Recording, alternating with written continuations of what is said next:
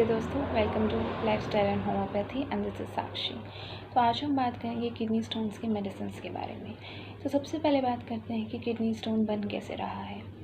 तो जो केमिकल्स हैं वो कंसनट्रेट हो जाते हैं यूरिन में, जो बनाते हैं क्रिस्टल्स को। क्रिस्टल जब लार्ज मास में ग्रो हो जाएंगे, जिसे हम स्टोन्स कहेंगे, जो वो स्टोन्स हैं वो स्टक हो जाते हैं जाके और रोक देते हैं यूरिन का फ्लो, जिससे हमें पेन होता है।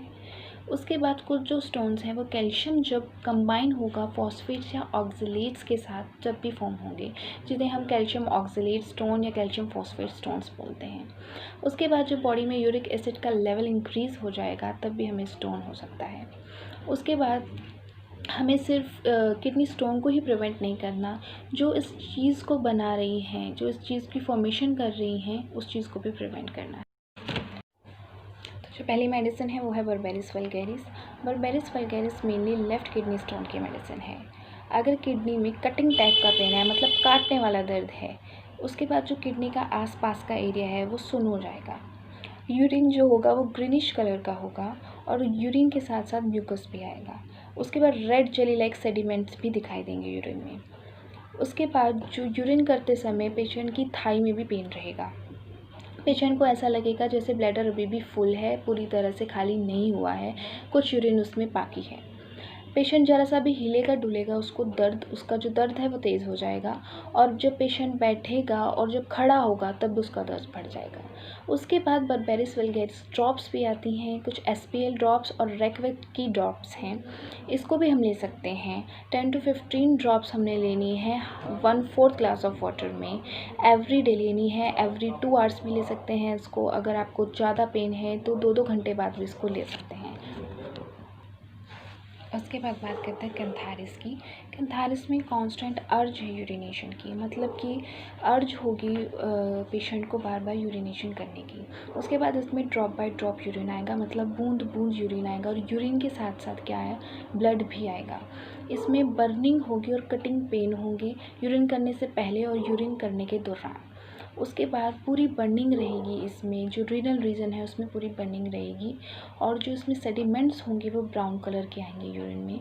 और एक बात और है इसमें कि जब पेशेंट को भी अर्ज लगेगी, उसके साथ साथ उसकी किडनी में दर्द उठेगा।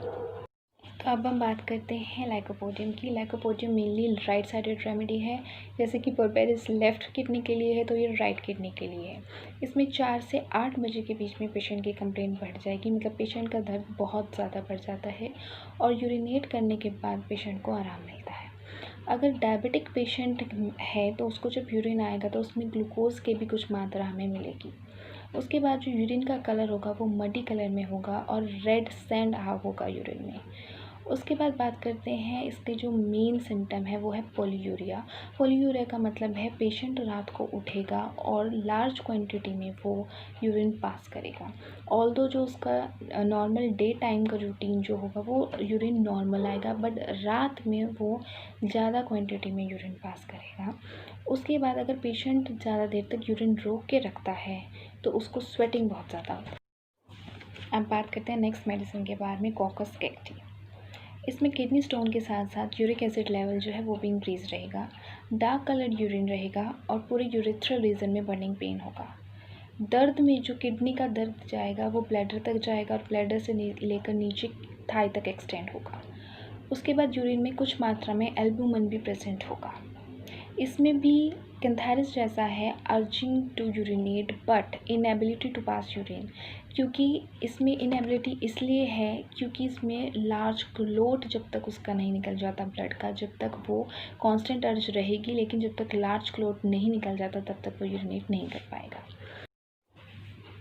इसकी फॉर्मेशन की वजह से क्या होता है, जो वेजाइना है वो पूरी तरह पैक्ड हो जाती है, जिसकी वजह से ब्लैडर पूरी तरह एम्प्टीड नहीं हो पाता, और जो जब तक लार्ज मास जो है वो एक्सपेल्ड नहीं हो जाता, तो पेशेंट जो है इसका प्रेशर भी बर्दाश्त नहीं कर पाएगा।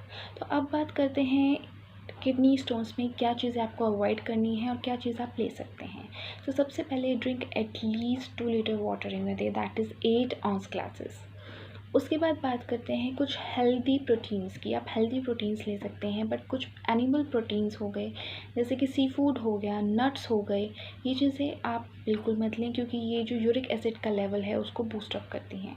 उसके बाद आता है सोडियम। जो सोडियम लेवल है उसको भी आप डिक्रीज़ करिए, अपनी डाइट में ज़्यादा मत लीजिए, क्योंकि ये जो कैल्शियम लेवल है यूरिन में वो बढ़ाता है। अच्छे सोर्सेज में आप कैल्शियम ले सकते हैं, जो गुड सोर्सेज हैं, जैसे कि योगर्ट, मिल्क, आप ये सब ले सकते हैं।